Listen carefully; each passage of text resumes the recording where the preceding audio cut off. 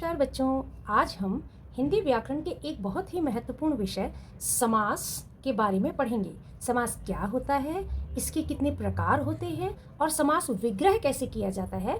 आज हम इन सभी बातों को बहुत आसान और तरीके से समझेंगे। तो चलिए शुरू करते हैं। समास, सबसे पहले हम अर्थ जान लेते हैं, ठीक है। संक्षिप्त करना या छोटा करना। समास का क्या अर्थ होता है? किसी चीज को छोटा कर देना। दो या दो से अधिक शब्दों के मेल, यानी कि उसका जब हम मेल करते हैं, उसको ज्वाइंट करते हैं, से नया शब्द बनाने की प्रक्रिया को समास कहते हैं, ठीक है। तो हमने जब दो शब्दों को जोड़ा तो वो जो प्रक्रिया होके कोई तीसरा शब्द बना, उसी को हम समास कहते हैं। जैसे नाना और नानी, इसको देखिए हम छोटा कर देंगे, संक्षिप्त कर देंगे। नाना और बीच में हमने क्या लगाया है? हाइफन लगा दिया है, योजक चिन्ह। इसको क्या कहते हैं? योजक चिन्ह। योजक चिन्ह, ठीक है।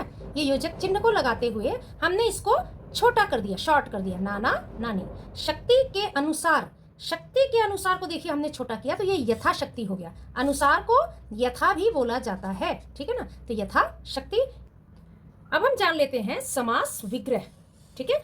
विग्रह का मतलब क्या होता है? अलग करना, अलग करना, यानी कि समस्त पद के अंगों को अलग करना।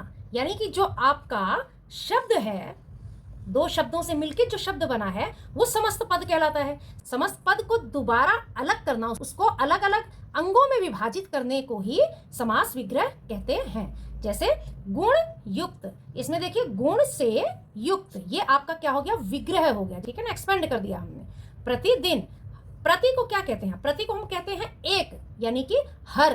तो प्रतिदिन, हर दिन या दिन दिन, हम दोनों तरीके से लिख सकते हैं। इसमें देखिए हमने योजक चिन्ह का भी, जब एक ही शब्द दो बार रिपीट होता है तो उसके बीच में योजक चिन्ह हम लगा के उसको पूरा कर लेते हैं, ठीक। दादा दादी, दादा और दादी, ठीक। माता पिता, माता और पिता। हम इसको क्या कर रहे हैं? इसका हम विग्रह कर रहे हैं। ये इधर जो है ये सब समस्त पद है और ये हमारा जो है विग्रह है। समास, समास के भेद जान लेते हैं कि समास के भेद कितने हैं। 6 भेद होते हैं, ठीक। पहला है अव्ययी भाव समास, तत्पुरुष समास, द्विगु समास, द्वंद्व समास, कर्मधारय समास और बहुव्रीहि समास। तो आज के पाठ में हम अव्ययी भाव, तत्पुरुष एंड द्विगु समास के बारे में सीखेंगे। बाकी के 3 भाग में आपको अगली क्लास में बताऊंगी। पहला है हमारा अव्ययी भाव समास। समस्त पद का पहला पद, यानी कि समस्त पद जो दो शब्दों से मिला के आपने एक शब्द बनाया है, उसमें 2 शब्द होते हैं। तो जो पहला पद होता है, यानी कि पहला शब्द जो होता है, प्रधान होता है, यानी कि मेन होता है, मेन। और अव्यय होता है। अव्यय किसको कहते हैं? अनचेंजेबल। अनचेंजेबल का मतलब जो अपना रूप लिंग वचन कारक के अनुसार नहीं बदलते हैं, उसको अव्यय कहा जाता है। वो हर जगह अपने ही रूप में इस्तेमाल होते हैं। तो पहला पद प्रधान और अव्यय हो तथा समस्त पद क्रिया विशेषण का कार्य करे, यानी कि क्रिया की जो विशेषता बताए, उसी को ही अव्ययी भाव समास कहते हैं। सबसे पहले हम ये जान लेते हैं कि आप क्रिया विशेषण की पहचान करेंगे कैसे। चलिए, मैंने एक शब्द लिखा भरपेट। भरपेट क्या है? ये है हमारा समस्त पद, यानी कि ये 2 शब्द से मिलके बना है। भर जो है वो पहला पद है, यानी कि ये हमारा क्या होना चाहिए? ये प्रधान है और अव्यय है, ठीक है। और दूसरा पद हमारा जो दूसरा शब्द है, इसके लिए आपको कुछ प्रश्नों के शब्दों से इसके आपको उत्तर मिल सकते हैं। कौन से प्रश्नों के शब्द? कब, कैसे, कितना। प्रश्न अपने आप से पूछते हैं तो जो उत्तर आपको मिलता है वही आपका अव्ययी भाव समास होगा। देखिए एक उदाहरण है, रमेश ने भरपेट खाना खाया। देखिए क्रिया विशेषण की बात हो रही है, तो खाना, खाना क्या है? वो देखिए हमारा क्रिया है, ठीक है ना। खाना खाया। अब आपको पता लगाना है कि कब खाया, इसका आंसर उत्तर नहीं मिला। कैसे खाया, इसका उत्तर भी आपको इसमें से नहीं मिल रहा है। कितना खाया, तो भरपेट खाया। तो ये आपका क्रिया विशेषण समस्त पद, यानी कि ये समस्त पद जो है ये क्रिया की विशेषता भी बता रहा है। इसी को अव्ययी भाव समास कहते हैं। देखिए समास में दो पद शब्द होते हैं, पूर्व पद पहला शब्द जो प्रधान और अव्यय होता है, और उत्तर पद दूसरा शब्द यानी कि जो बाद वाला शब्द होता है। आप उदाहरण के तौर पे देखें कि जैसे मैंने एक उदाहरण लिया यथा संभव। यथा संभव में हमारा प्रधान और अव्यय क्या है? यथा हमारा प्रधान और अव्यय, यानी कि ये यथा शब्द जो है ये हमारा मेन है, प्रधान है, और अव्यय जो चेंज ना हो, किसी भी लिंग वचन और कारक के अनुसार अपना रूप ना बदले, उसी को ही हम पूर्व पद यानी कि पहला शब्द कहते हैं। आमरण, आमरण में प्रधान क्या है और अव्यय क्या है? आ जो है वो हमारा प्रधान और अव्यय है, और बाकी ये हमारा दूसरा उत्तर पद यानी कि दूसरा शब्द है। रातों रात, रातों रात में देखें ये ही एक ही शब्द देखिए दो बार रिपीट हो रहा है। तो एक ही शब्द जब दो बार रिपीट होके बनता है समस्त पद यानी कि एक तीसरा कोई शब्द बनता है तो खुद ही अव्यय हो जाता है, मतलब ये कहीं पर भी इसका रूप चेंज नहीं होगा। तत्पुरुष समास, तत्पुरुष समास क्या होता है? उत्तर यानी कि दूसरा पद प्रधान होता है। आपका जो समस्त पद बनता है उसमें से पहला पद तो आपके अव्ययी भाव समास में प्रधान होता है, लेकिन तत्पुरुष समास में उत्तर यानी कि बाद वाला जो शब्द है वो प्रधान होता है, ठीक है ना। रचना में कारक चिन्हों का लोप, लोप का मतलब गायब। कारक चिन्ह देखिए क्या क्या होते हैं? कर्ता ने कर्म को करण से के द्वारा संप्रदान को के लिए अपादान से अधिकरण में पर संबंध काके की रारेरी संबोधन हेरे, ये सब क्या है? ये कारक के चिन्ह है। ये सब क्या है? ये कारक के चिन्ह है। तो इन्हीं कारक के चिन्ह ये जो मतलब शब्द आएंगे ये गायब हो जाते हैं, ठीक है। देखिए कैसे, घुड़सवार, अब घुड़सवार हमारा तो समस्त पद हो गया, इसका हम विग्रह कर रहे हैं, घोड़े पर सवार, देखिए पर आया है, लेकिन अब जब आप इसको समस्त पद बनाएंगे तो ये पर जो है वो गायब हो जाएगा, घुड़ सवार ऐसे बनेगा, ठीक है। प्रयोगशाला, प्रयोगशाला का विग्रह देखिए, प्रयोग के लिए शाला, देखियो के लिए कहाँ है? ये देखिए के लिए, तो के लिए अगर आप हटा देते हो तो ये समस्त पद इधर बन जाएगा, और समस्त पद का विग्रह करते हो तो प्रयोग के लिए शाला, ठीक है। तो इसमें से क्या लोप हो रहा है यानी कि क्या गायब हो रहा है? कारक के चिन्ह जो है वो हमें गायब कर देना है समस्त पद बनाते समय। लेकिन यदि आप समस्त पद का विग्रह कर रहे हो तो कारक चिन्ह का प्रयोग करते हुए उसका विग्रह करें तत्पुरुष समास में। पुस्तकालय, पुस्तक का आलय, का देखिए कहाँ है? ये रहता है, तो पुस्तक का आलय, या ये तो इसका विग्रह है, लेकिन अगर आप इसका समस्त पद बनाएंगे तो पुस्तकालय होगा, और पुस्तकालय का अगर आप विग्रह करेंगे तो पुस्तक का आलय, ये हमारा तत्पुरुष हो गया। नेक्स्ट है हमारा द्विगु समास। द्विगु समास के बारे में जान ले। पहला पद संख्यावाची विशेषण हो और समूह का बोध कराए।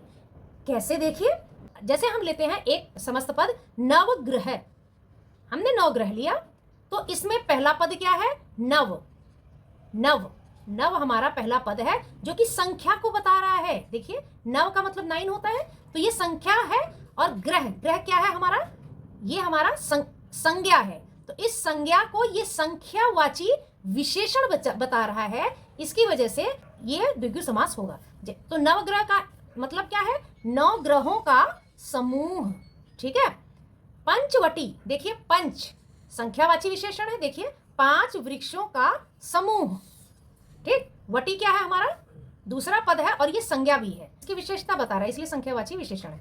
चौ मासा, तो चौ देखिए क्या है हमारा? ये संख्यावाची विशेषण है, 4 मासों का समूह, तो ये हमारा द्विगु समास में आता है, जिसमें संख्यावाची विशेषण का प्रयोग करते हुए समस्त पद को हम लिखते हैं या उसका विग्रह करते हैं। चलिए अब हम एक वर्कशीट कर लेते हैं जिसमें आपको अव्ययी भाव, तत्पुरुष और द्विगु समास भरते हुए पूरा करना है। विग्रहों के लिए समस्त पद लिखिए। याद रखें यहां पे विग्रह है, यानी कि वाक्य में है, उसको आपको छोटा करके लिखना है शक्ति के अनुसार। तो यहां देखिए आपको छोटा करके लिखना है, अनुसार को हम यथा भी बोलते हैं, तो क्या लिखेंगे? यथा शक्ति, ठीक है। 7 दिनों का समूह क्या कहा जाता है? सप्ताह। तो यहां देखिए ये कौन सा समास है? ये है अव्ययी। सप्ताह किसको दिखा रहा है? द्विगु, ठीक है। राजा का पुत्र, तो का को आप कारक का लोप कर दीजिए, यानी कि कारक को आप गायब कर दें तो राज पुत्र। ये क्या हो गया हमारा? तत्पुरुष समास। पेट भर, यानी कि पेट भरकर, अब पेट भरकर ही लिखना था, ये इसको आप भरपेट ही लिख लें, भरपेट। तीन भुवनों का समूह त्रिभुवन, त्रिभुवन। अब चूंकि यहां पे संख्या बता रहा है, इसकी वजह से ये क्या हो गया? द्विगु। हाथ से लिखित, हाथ से क्या है? हस्त लिखित। देखिए इसमें से आया है, कारक आया है, इसका जो हमने गायब कर दिया, तो ये क्या हो गया हमारा? तत्पुरुष।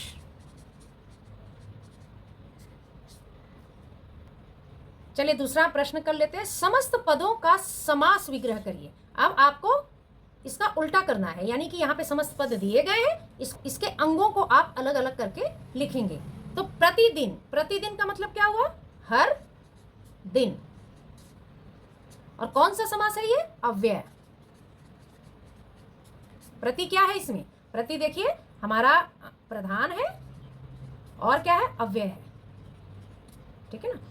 चौराहा, चार राहों का समूह, चार राहों का समूह, ये क्या है? हमारा द्विगु, द्विगु समास, ठीक है। यहां देखिए संख्या बता रहा है ना। देशभक्ति, देश के लिए भक्ति, देखिए के लिए आया है कारक, तो ये क्या हो गया? तत्पुरुष। त्रिफला, त्रिफला का मतलब क्या होता है? तीन, त्रि का मतलब क्या हुआ? तीन फलों का समूह, ये क्या हो गया? द्विगु, ये द्विगु समास में आएगा। रसोई घर, रसोई के लिए घर, ये क्या हो गया? देखिए के लिए आया है तो क्या हो गया हमारा? तत्पुरुष।